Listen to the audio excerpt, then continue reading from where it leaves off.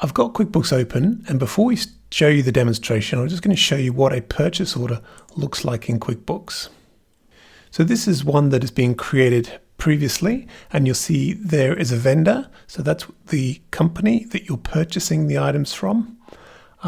And you'll have the various details where the goods need to be shipped to and so on, as well as what we call split details. So this is where you have the items that you'll be purchasing. So for example, here we have a sheepskin roller and a paintbrush, and it can also include details which may be like an expense account or a cost of goods sold account. So that's just to give you an idea of the structure of a purchase order in QuickBooks Online. So let's have a look at the structure of the data that we'll be bringing in. So this example is a text file, and it has the first row contains what we call a header row, and in each column is the first row contains a description of what is going to be in that column. So for this example, we have a purchase order document number in the first column. We have a date. Then we have various other bits of information. Not all of these are mandatory, but some of them are, and I'll show you where those are mapped in the next few steps. The other important details here you'll notice is it includes a column which has the item.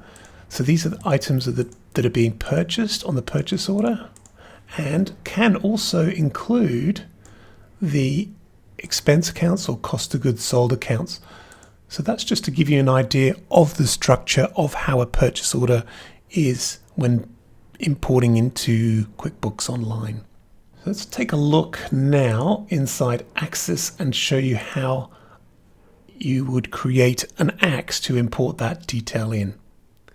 So I'm going to click on the Axe tab, and I'm going to click the Create button. So the first step is to give the axe a name. Then I'm going to select the file that contains the purchase order line details that I want to import into QuickBooks Online. So I have the file that I showed you just before contains the line details for the purchase order that we're going to bring into QuickBooks. So I'm going to select that file. Now Axis supports text, Excel, and IIF files as well.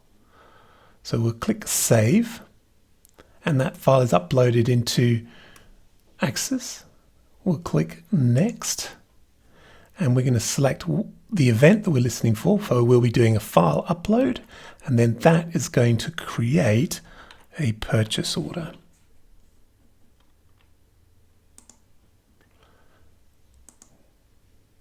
In step 3, we are going to map the columns in the import file. So this is the file that we've uploaded. We're going to match them against the corresponding fields that are in QuickBooks.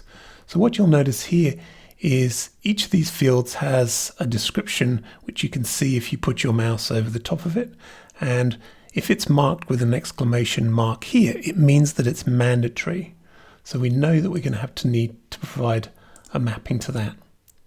Some of these will have, you might not necessarily have the data in your import file, but you can set that up as a constant. So we can say, whenever this field, we're going to put a constant value in here.